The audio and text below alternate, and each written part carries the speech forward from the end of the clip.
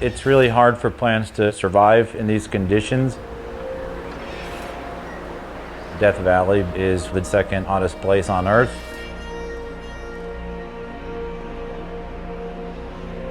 This is one of the driest deserts in the world.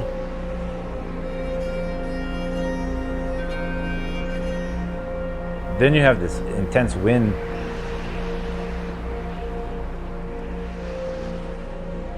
The Amargosa River supports an abundance of biodiversity, an oasis in this dry desert. Now we're putting the trees back in this landscape. We drive around the desert to all these sites we've done restoration in the Southwest. I love going back to all of them, and you see, well, look, I just helped to create a forest where before there was nothing. I mean, that feeling, that feels good.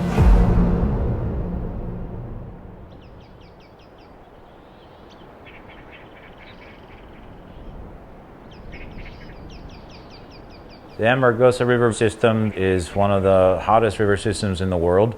It's fed by these deep springs. We call this a river here, but it's a trickle of water in the desert that supports the most biodiversity in the region.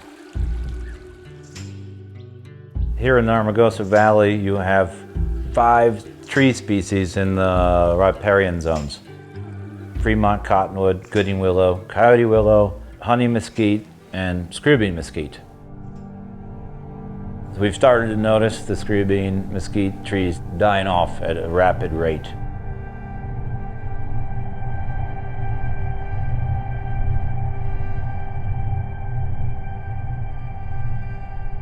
We noticed an oozing coming out of small holes in the bark of the tree. So we are currently thinking that it's an insect that's vectoring a fungal pathogen. With this pathogen, the die-off is almost immediate. From the first reported case of it on the lower Colorado River in 2005 to 2007, when almost 99% of the population died. So we anticipated about the same rate here.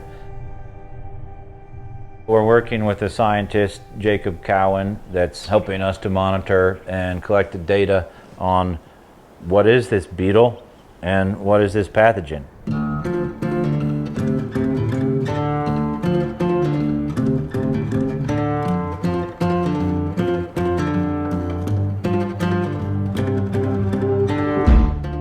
Where you see that closer to the trunk, it starts to die out from there. So this whole branch will then start to die. So what I want to do is I want to track the rate of spread.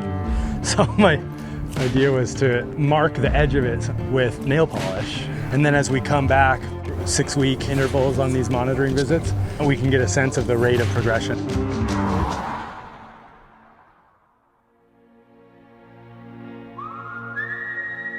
In areas like Phoenix, Arizona, after the Screwbean mesquite died, the pathogen has gone away for a minute. People have replanted Screwbean there, and at this point in time, it's unaffected. The trees that we're planting here will rejuvenate life in this region.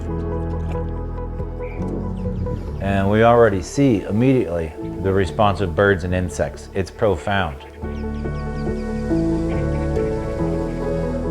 Well, every time we come back here after we do a restoration project, the next spring we come and we get to see the leaves sprouting out in these riparian areas that grow so quickly. It's an immediate reward. We have just restored a bit of nature and created habitat for an amazing amount of diversity of animals. And we can feel that, and we can hear it, and you can smell it. We can even taste it with Screwbean, we can eat it, and I hope to be able to share that with more people. You come in and you participate in restoration, it will tie you to that landscape for the rest of your life.